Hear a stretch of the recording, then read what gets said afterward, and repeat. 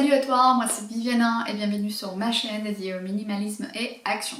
Aujourd'hui j'aimerais te parler donc d'un sujet très intéressant, continuant un petit peu dans la suite des vidéos que j'ai fait sur les minimalismes digital.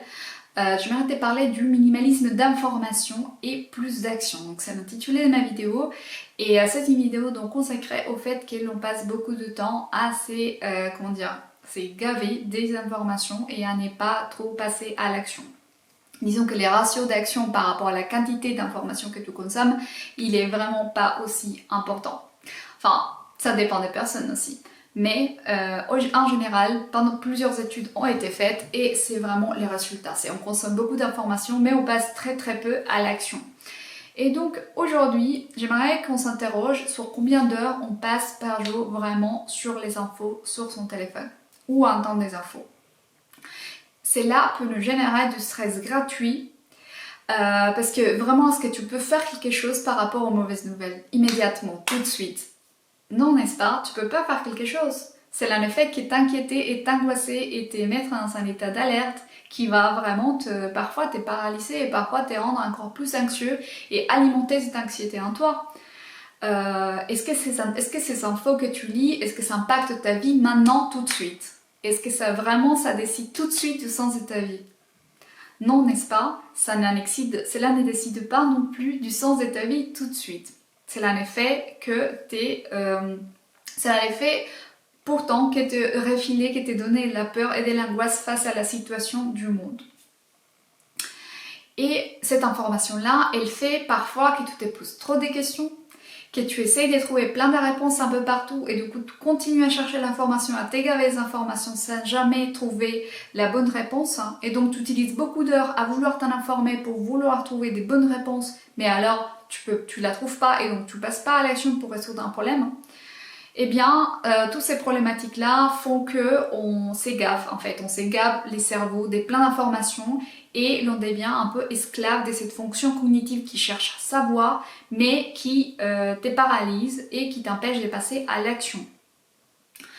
Donc on devient un petit peu esclave de son cerveau au lieu de faire travailler sa fonction cognitive pour soi. Et donc aujourd'hui, j'aimerais pas te dire qu'il est possible de changer tout cela. J'ai une bonne nouvelle pour toi qui cherche la bonne réponse dans toutes les informations. Eh bien, la bonne réponse n'existe pas. La bonne réponse n'existe pas. Pour cela, pour trouver la bonne réponse pour toi, il faut tester, il faut vivre, il faut passer à l'action et vivre dans les moments présents. Et avant de commencer sur cette vidéo et sur tes données, des pistes et comment tu peux vraiment en arrêter avec donc ces gabages d'informations, je veux te suggérer de regarder ma vidéo si c'est pas déjà fait sur le minimalisme digital qui va te donner également des pistes de comment réduire en fait ton addiction si c'est le cas aujourd'hui aux smartphones, aux outils digitaux. Ensuite, j'aimerais également t'inviter à liker cette vidéo si tu aimes tout ce qui est des contenus relatifs au minimalisme, à t'abonner à ma chaîne si ce n'est pas déjà fait pour avoir tous les conseils directement sur ton téléphone de comment te mettre sur un mode de vie minimaliste. Et en plus pour cela, j'ai des surprises pour toi en description de tes vidéos, ton guide minimaliste qui est complètement gratuit à télécharger et le programme minimaliste que je suis en train de préparer pour toi pour te mettre sur la voie du minimalisme. Donc tout d'abord, ce qui nous est conseillé pour arrêter donc ces gabages d'informations, c'est d'arrêter la pensée compulsive. On a grandi dans un environnement avec les infos sûrement chez nos parents, chez nos grands-parents qui sont tout le temps en train de nous mettre dans un état d'alerte et qui ne font que stimuler notre cerveau et de nous mettre dans un état de pensée complètement compulsive. Pour l'arrêter, il faut la remplacer par une sorte de tierce personne. Et tu me diras, oui d'accord, donc c'est comme si je rajoutais une petite voix dans mon cerveau, en plus de mon cerveau qui m'envoie quand même déjà les informations, est-ce que ça risque pas d'être compliqué? Eh bien, pas du tout, parce que c'est pas une petite voix, c'est un observateur. C'est quelqu'un qui va observer tes pensées et qui va déterminer si la pensée que tu es en train d'avoir, c'est une pensée bénéfique pour toi, si tu peux faire quelque chose par rapport à ça, ou si tu peux pas. Dans les cas où tu ne puisses pas faire quelque chose par rapport à cette pensée que tu es en train d'avoir, alors laisse-la passer.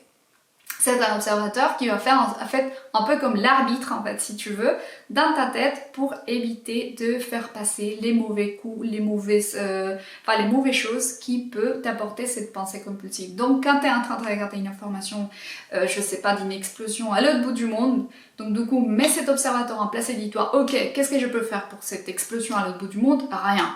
Qu'est-ce que ça a un impact dans ma vie? Rien. Immédiatement. Comment je peux passer à l'action avec cette information-là? Je ne peux pas passer à l'action, du coup, on laisse passer et on passe à autre chose. Vraiment, cette petite voix, ce petit juge, cette petite arbitre, ça peut être vraiment quelque chose de très, très bénéfique à mettre en place pour vraiment observer ses pensées. En plus de ça, en plus de te permettre de te demander si cette information t'est tendue positive dans la vie, cette troisième juge ou cette petite voix, cette troisième arbitre, il va te permettre de te donner, de te poser des questions comme par exemple, est-ce que l'information que je regarde, elle me donne un renseignement pratique? Est-ce que cette information-là, elle m'apporte du positif? Ou alors, est-ce qu'elle me génère de l'angoisse et de l'anxiété? C'est vraiment les trois critères. Est-ce qu'elle m'apporte du positif? Est-ce qu'elle m'apporte une information pratique? Ou est-ce qu'elle est plutôt en train de m'angoisser et me rendre plus anxieux? Si la réponse est la troisième, alors dans ces cas-là, le petit arbitre il va dire voilà, tout sort du terrain, tu n'as plus rien à faire ici et on laisse vraiment passer cette information-là. Une fois identifiées donc les informations qui t'apportent du temps, détermine les temps que tu vas passer à les consulter dans la semaine.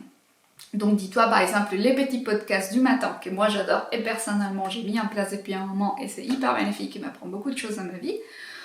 Voilà un type d'information positive que tu peux mettre en place avec un temps donné, avec un moment donné.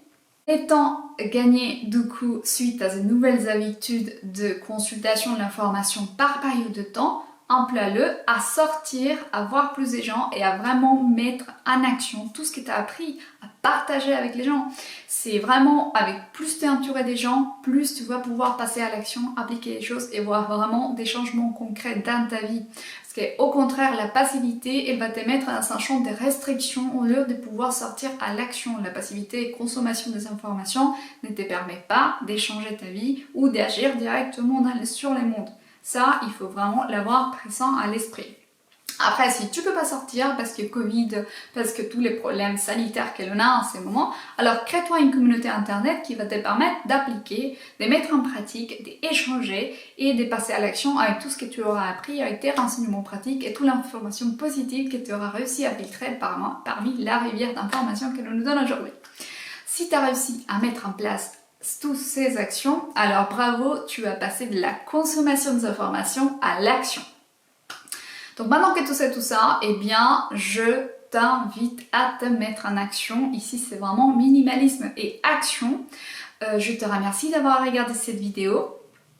Je t'invite, comme je l'avais fait précédemment, à liker cette vidéo si tu as aimé, à t'abonner à ma chaîne si ce n'est pas encore le cas et si tu veux vraiment avoir tous les contenus relatifs au minimalisme sur ton téléphone. Et également à regarder en description, j'ai une petite surprise pour toi, j'ai ton guide minimaliste qui va te permettre de te mettre sur la voie du minimalisme. Il est complètement gratuit à télécharger en description, tu trouveras les liens pour pouvoir le faire. Et également, je suis en train de préparer les programmes minimalistes pour toi, pour te mettre vraiment sur la bonne voie du minimalisme. À l'intérieur, il y aura des petites formations dédiées à comment se mettre sur la voie du minimalisme. Pourquoi ne pas offrir pour Noël un guide minimaliste, un programme minimaliste? Est-ce que ce sont des cadeaux peut-être plus intéressants et plus originaux qu'offrir l'énième objet qui va finir entassé dans les placards ou qui va finir par perdre la valeur immédiatement, il sort du magasin ou par être cassé un mois après? Donc voilà des petites suggestions pour se mettre sur la voie du minimalisme. Je te remercie d'avoir regardé cette vidéo et je te dis à la prochaine. Salut!